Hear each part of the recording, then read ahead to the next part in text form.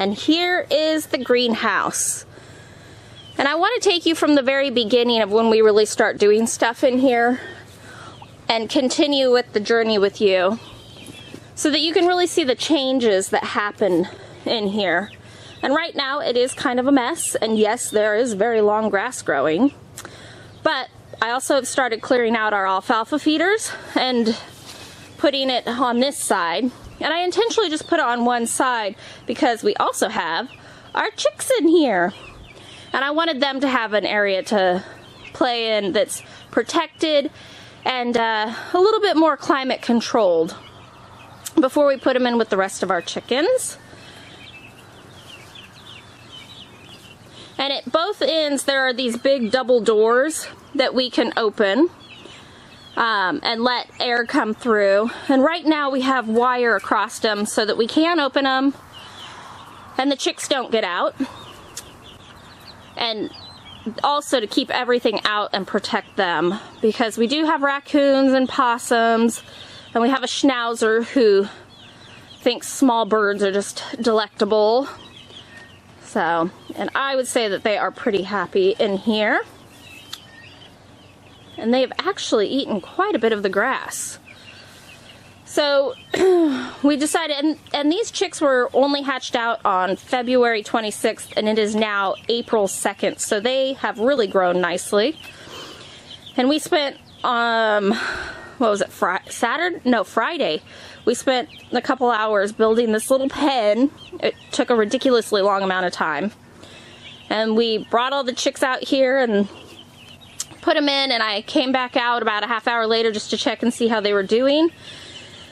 And they were flying up, grabbing a hold of the wire, and then ninja walking up the wall of their pen and flying out. So we just decided to open it up, because the original plan was to build a pen, start at one end, and then every couple days just move it down so that they always had fresh grass.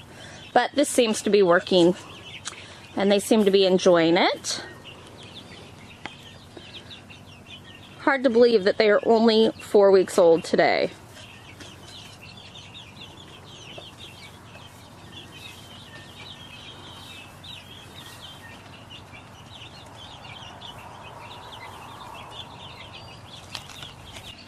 So looking back the other direction, we have our double doors here, and then we have a little walk-through door here, which has been really convenient. And my Uncle Marcus was the one who did all the framing and put up the cattle panels, and then I put the foam noodles on, and my mom and I went through and we put the big tarps on. And this is a clear tarp that we got off of Amazon, and there's actually 2 of them. They're 20 by 30 feet. And the overall dimensions of the greenhouse are 20 by 38. And then I put T-posts pounded in. I think I have 7 on each end and 4 at each. So it's 7 on each side, 4 on each end that I pounded in. And then we put a U-bolt around the post and screwed it in through the framework. Let's see. Right there, to help secure it down to the ground, because we do get high winds here. And then the foam noodle is to keep the livestock panel from poking through the tarp. So, and I think it is quite pretty, and I'm really happy with how it turned out. And I have lots of plans for this space. And here is how we anchored it to the ground. We used T-posts that were from a fence that we replaced, and so we pulled these out. And then we used, I believe they're like a 5.5 inch U-bolt that goes around this post and through, and then we anchored it on the inside. And these T-posts are sunk in the ground at least 3 feet, if not 4 feet. And they're, you know, we put in quite a few, so hopefully it will hold this down, because we do get some really strong winds through here. And right now I've been cleaning out our alfalfa feeders, and this is mostly alfalfa dust that just builds up in the bottom of our alfalfa feeders. And I've been bringing it out and putting it in here Now that we have the wire up over the doors, it's going to be harder to do. But my plan is that I want to put at least fill in on this side with the alfalfa dust. But we have a big manure pile that's been breaking down for a couple years, and my plan is as soon as we move the chicks out is to bring in wheelbarrow loads of that and fill in the rest of it with that so that we can plant into it. And my plan is to run sweet potato slips, plant them down each side, and that's a new thing for us, is we've never grown sweet potatoes. But I figure inside of a greenhouse here we should be warm enough. So I want to do sweet potatoes along each, you know, probably 2 feet out from each wall. And then down the center I plan on putting some trellises up on these posts. And I want to trellis maybe 4 tomatoes across there. Primarily cherry tomatoes, just so, you know, later into the fall once it starts freezing we can have a fresh tomato on our salad. And then what I'm thinking is once the tomatoes stop or they get frozen, I can take that out and then put peas on that trellis. And even if they don't produce peas, the pods, we can at least have pea tendrils to put in salads. And then along this main area here on both sides, I'm going to plant some eggplant. And then I want to try a couple okra in here just in case they don't do really well out in the garden. And the type of okra I have are Clemson spineless, and I believe that they'll stay short enough to be in here. So I know that it just looks like a mess right now, but I can picture what it's going to be, and I am so excited. And then my plan is once all the summer stuff is done, is to bring in lots of salad greens and anything that can handle some freezing temperatures. And all winter long have lots and lots of salad greens. Maybe put some other things. We'll see. Maybe some broccoli, maybe some cabbage, definitely kale, chard. The possibilities are endless. And here are lots of my starts. I have another table on the other side. And these are just sawhorses with 2x4s and pieces of plywood on them. Makes a nice makeshift table. And so these are all starts that I started in February. And so these are tomatoes, which I believe I have 117 different varieties of tomato. And then we have some kale back here. And then we have chard and kale here. And these kind of got knocked back. And, you know, time goes by so fast around here that a few days, or what feels like a few days, is actually a few weeks. And I didn't start fertilizing stuff quite as fast as I should have. So stuff did get a little bit knocked back, but it's really starting to come back, and I'm happy with how green everything is and the new growth on everything. And then we have cauliflower, we have cabbage, artichokes, more tomatoes, red Savoy cabbage, more tomatoes. I really am excited about the tomatoes and the peppers this year. And I tried to order as wide a range as I could find, so I'm excited about trying all the new ones. And then we have some cardoons, and we have Cape gooseberries, Aunt Molly ground cherries, some artichokes. I think I have either 9 or 11 different types of eggplant this year.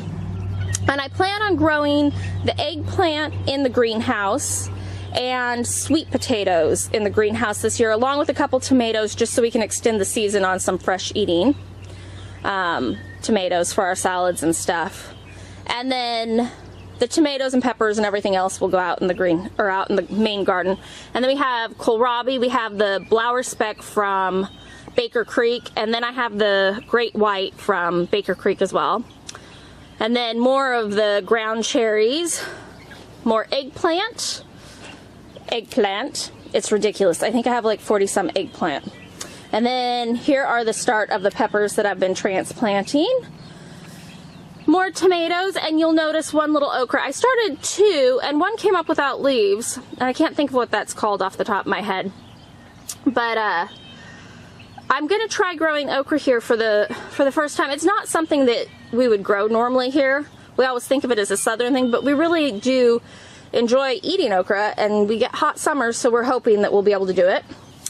More peppers, and the peppers are, none of them are extremely hot peppers. There's kind of a medium heat, but you know, none of those 1,000 Scoville types. So lots of sweet peppers, lots of medium heat peppers.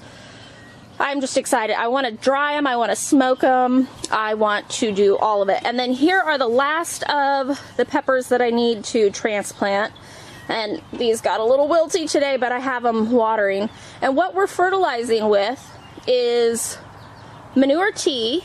And I did do some fish fertilizer mix early on, but I'm now doing manure tea. And you'll notice this white powdery stuff on the leaves, and that is a old recipe that we have, and it's a territorial a recipe that Territorial Seed Company put out like 40 years ago, and I can't remember it off the top of my head, but we mixed up a big batch of it like 2 or 3 years ago and put it away in buckets, and we've been using it ever since. And it has lime in it and soybean meal, kelp, there's a whole rock phosphate, there's a whole list, and I will try to find a recipe for that and put it in the description.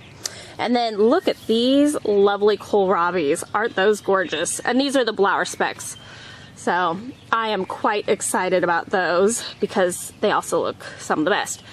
And then over here, oh, look at that little chickie. Over here are more starts. So these are some rhubarb that I just put in. And we have the champagne rhubarb and Victoria. So I'm excited about that. I love rhubarb. It's one of my favorites. And here's a few more of the Victoria rhubarb. And then we have what I thought was called Celtis, but I was watching a Baker Creek video and they were saying it's Celtis. So that is a type of lettuce. We have some onions, and these are supposed to be leeks, but they did not come up very well for me. So we'll see. I've never grown onions from seed. I've only ever done them from sets. So that's kind of an experiment. This year is going to be lots of experimenting. More peppers. They aren't huge, but I am really happy with how healthy they look. And what I did is I started 6 of each type of pepper, and I believe I have 42 different varieties of pepper. And for the most part, they all came up, except for a few of them where, you know, I got 4 or 5 of them. And that is plenty for us. So, and the seeds for the peppers came from Baker Creek Seed Company, the Tradewind Fruits Seed Company. I guess it's Tradewind Fruits. Seeds from Italy. I'm trying to think of anywhere else that I got the seeds for the peppers. And then we have Romanesco back there. Peppers. And then this is Cavallo Verza cabbage. And those are white Spanish onions that are doing pretty well. And here is a flat of lettuce. And these were all, this is a mix of 4 different packets, and they were all older lettuce seed. And I thought, well, hopefully some of them will come up. So I just took all 4 packets, mixed them together, and they were all loose leaf, and put them in the tray, and it looks like all of the red ones came up, because there was a packet that was supposed to be red. More peppers. Peppers. And then over here in this sad little tray, I have some shishito peppers that need to be transplanted, and then bulb fennel. And bulb fennel for us is a new one. We've grown the regular fennel, so I need to start transplanting that all up. And so this is kind of round 1 of stuff that I am starting. And I have a whole bunch more that I need to get going, but I wanted to take care of what I had started and get that potted up before I started more. It was kind of one of those things where I was like, take care of what you have first before you get more.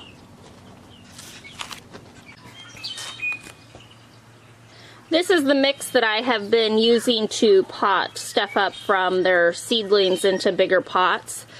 And this is a mix of broken down barn bedding, some soil that we ordered from a local place that provides soil. And they said it was topsoil, but it didn't come out quite what we thought it would be. And then vermiculite. And this is a medium size vermiculite that we bought along with all of the pots from a nursery supply place here in Oregon. And while I don't like using plastic, my plan is to reuse these, just give them a good washing, get them dry when I'm done with them, and then reuse them next year and hopefully the year after that and the year after that. And I cannot remember the name of the place right off the top of my head, but I will put the link to their website in the description. And for a lot of you, if you're looking for larger numbers of pots and you're not looking to do stuff in a small quantity, I would recommend looking at getting stuff from a nursery supply store, because for the cost of it, it makes sense. And there are nursery supply stores all over. And so these are a 3.5 inch pot that I'm potting everything up into, and I am going to start certain things like my okra and edamame in these size rather than the smaller cell trays that I also have, which hold 50 for a flat this size. And then here is the bag of vermiculite that I am using, and I got that, I think I said that already, from the nursery supply place. And the other thing that you could add to this type of a mix is perlite to make it nice and fluffy. And you want to have plenty of airspace in your potting mix so that the plants have area for their roots to grow into, and you don't want a real compact soil mix. And this mix I also just mixed up by hand. You know, when I was pitching it in with the shovel, I'd stirred around, and then by hand I've been mixing the vermiculite through. And anywhere where there's like a big clump of barn bedding that hasn't broken down completely, I've been taking that out and tossing it off to the side and not using it if I can't break it down. Looks like the chicks are getting ready to go to bed.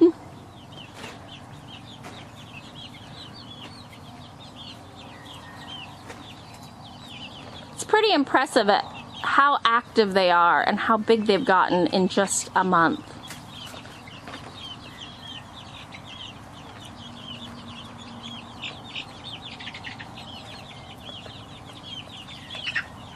And I can't remember off the top of my head. I know that we got them from Jenks Hatchery, and I believe we got 5 different types. And look at this little one. I am so excited. She has feathers on her ankles. Isn't that adorable? And we have a few that have little top knots started. And there is one of the kind of reddish brown ones, and she has a little black top knot starting. I don't think we've ever had chickens that have top knots, but I know I've looked at them in the catalogs and wanted them, so it's exciting. And we still have 2 lights on them, and today I just left them on because it's been fairly cool, but during the day I've been turning them off, and then at night we turn it back on.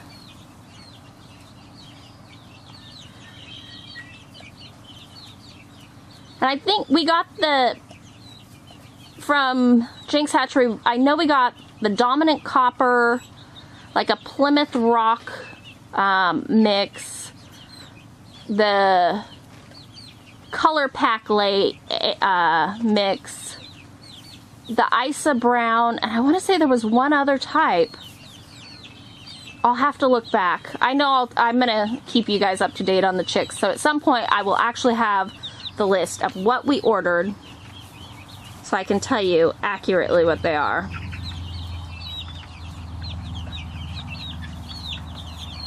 Isn't that a pretty one?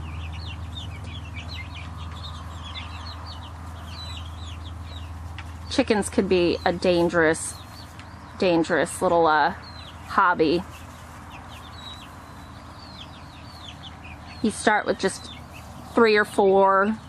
Next thing you know, you have 6, 12. The numbers go up.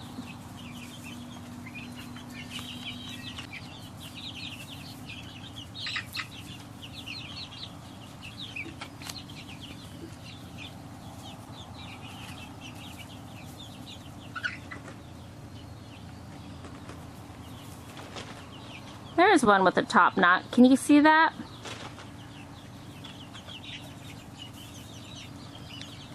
I'm not sure if that shows up. And they've been roosting on top of their little pellet feeders there.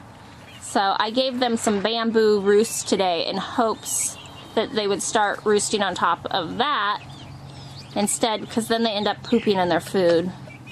But I'm hoping they'll get the idea that those 2 bamboo sticks are for them to roost on.